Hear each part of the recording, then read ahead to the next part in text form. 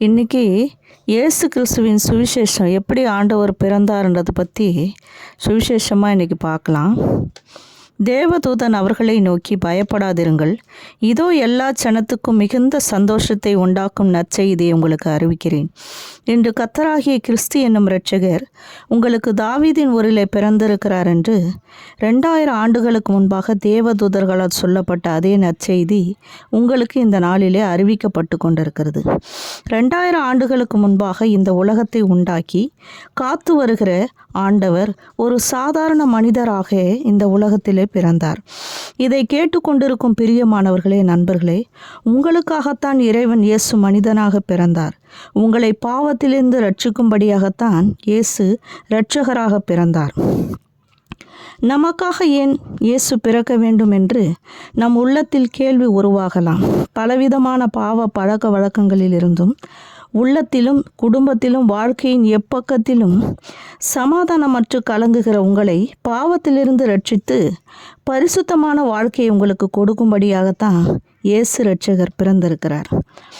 நோய்களினால் வாடி வேதனைப்படுகிற உங்களை வியாதியிலிருந்து விடுவித்து சந்தோஷமான வாழ்க்கையை உங்களுக்கு கொடுக்கும்படியாகத்தான் இயேசு கிறிஸ்து மனிதனாக பிறக்கிறார். கவலை, கண்ணீர், தேவைகளுக்கு மத்தியில் இருக்கிற உங்களை கண்ணிலிருந்து விடுவித்து ஆசீர்வாதமான ஒரு வாழ்க்கையை கொடுக்கும்படியாகத்தான் இயேசு கிறிஸ்து இந்த உலகத்திலே மனிதனாக பிறந்தார். இயேசு கிறிஸ்துவின் இரத்தம் சகல பாவங்களை நீக்கி நம்மை சுத்திகரிக்கும் என்று 1 யோவான் 1:7 பைபிள் நமக்கு சொல்லுகிறது. அது மட்டும் இல்லாமல் தேவன் நம்முடைய ஒரே பேரான குமாரனை விசுவாசிக்கிறவன் எவனோ அவன் கெட்டு போகாமல் நித்திய ஜீவனை அடையும்படிக்கு அவரை தந்தருளி இவ்வளவாய் உலகத்தில் அன்பு கூர்ந்தார் என்று 1 யோவான் 3:16 பைபிள் நமக்கு சொல்லுகிறது.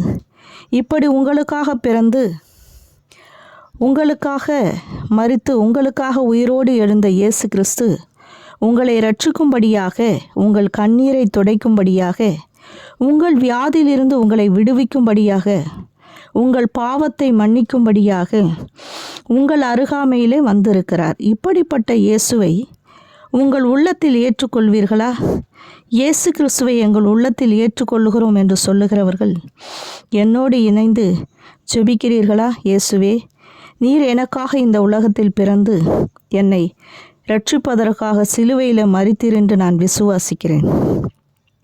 உம்மையின் உள்ளத்தில் ஏற்றுக்கொள்ளுகிறேன். எங்கள் பாவங்களை மன்னித்து ஆசீர்வாதமான வாழ்க்கையை எனக்கு தாரும் என்று என்னோடு கூட ஜெபித்த உங்களுக்கு நன்றி செலுத்துகிறேன். இந்த நாளிலும் கூட உண்மையான சமாதானத்தை உங்களுக்கு ஆண்டவர் தருவார்.